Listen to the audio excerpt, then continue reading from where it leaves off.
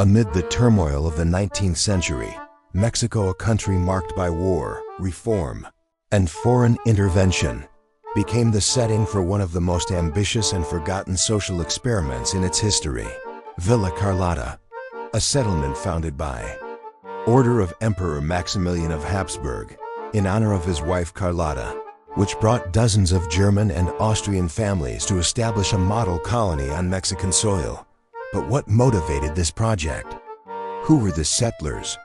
And why, despite their dreams, did everything end in abandonment and silence? This is the story of an imperial dream drowned by the jungle, politics, and reality.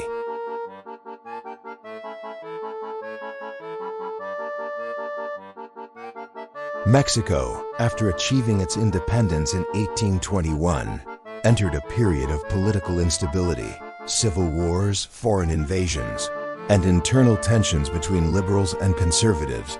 The Reform War 1857-1861 left the country divided and impoverished. Benito Juárez, the constitutional president, suspended the payment of foreign debt, which triggered a violent response from European powers, France, Spain, and Great Britain. These tensions led to a military intervention led by Napoleon III, who also sought to curb U.S. influence and expand French power in Latin America. Mexico thus became a battleground for ideologies, hegemonies, and models of civilization.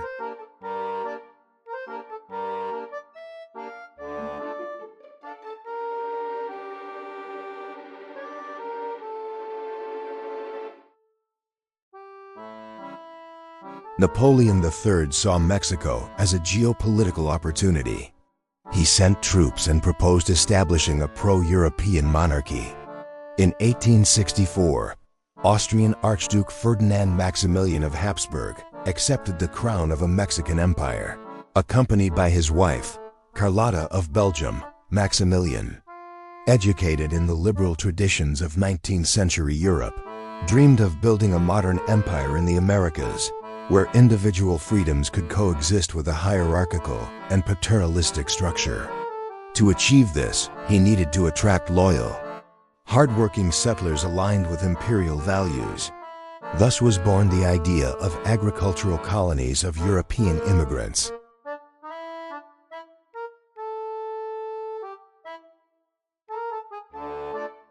The Imperial Mexican government, influenced by European ideas of civilization and progress, launched a program to attract European settlers, particularly German, Austrian, and Swiss Catholics, with the idea of populating sparsely inhabited regions, promoting modern agriculture, creating loyal nuclei to the empire. Villa Carlota was conceived as a model agricultural colony in the Yucatan region, now part of Campeche and Quintana Roo. It was named in honor of Empress Carlota, regarded by many as a symbol of virtue and European civilization. The project drew inspiration from similar European experiences, such as the colonization of Germans in southern Brazil or the southern provinces of the Russian Empire. Mexico sought not only economic development, but also a cultural and racial transformation of its territory.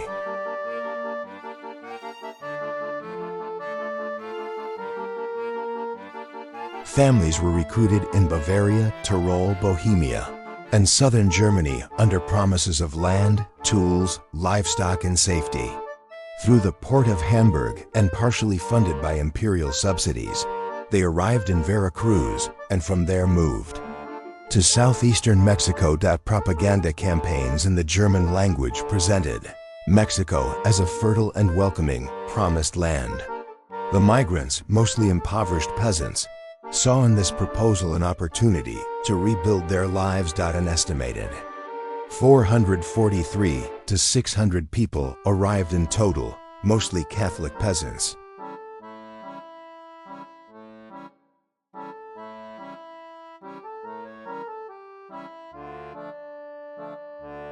Upon arrival, the settlers faced a brutal reality: dense jungle, tropical diseases, lack of infrastructure, cultural misunderstandings, conflicts with local Maya populations, and inefficient administration. The promised tools and land didn't always arrive on time.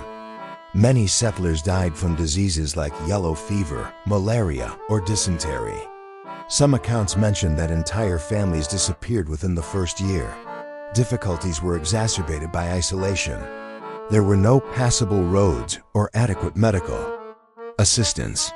Relations with indigenous communities were also tense, as the settlers were seen as intruders on ancestral lands.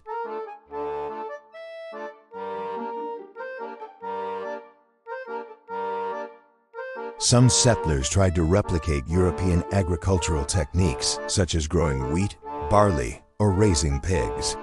However, the climatic differences were overwhelming. Others adapted better, growing maize, cassava, and local crops, and learning some techniques from the Maya. Small satellite villages were founded: Colonia Iturbide, Colonia Carlota, and Colonia San Fernando. In each, settlers attempted to reproduce the European model: wooden houses, schools, Catholic chapels, and cooperative systems. In 1867, after the withdrawal of French troops and the Republican advance, Maximilian was captured and executed in Corotaro. Carlota, mentally affected, was taken to Belgium. With the end of the empire, official support for Villa Carlota ceased.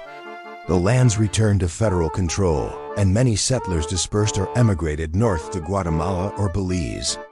A few managed to settle in rural areas of Veracruz or Tabasco.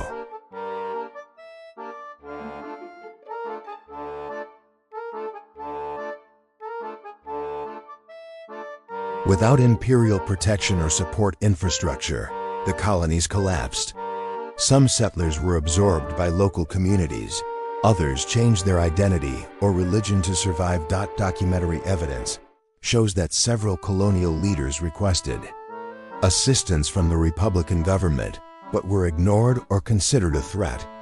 By 1870, there were no official structures or active records of Villa Carlota.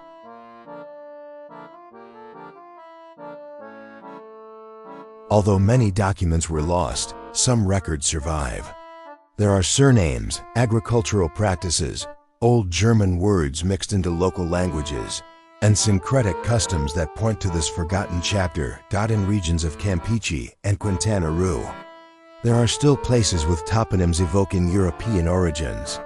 In some cases, direct descendants were assimilated into Maya or Mestizo populations. Some even preserve liturgical objects, tools, or oral stories.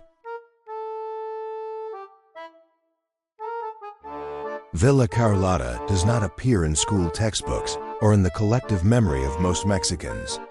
It was an attempt to graft a European model onto a profoundly indigenous and mestizo land.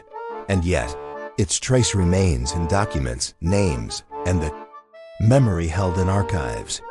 It represents a unique case of controlled migration, failed yet deeply significant for understanding the intersection of identities in 19th century Mexico. Villa Carlota was more than just a colony.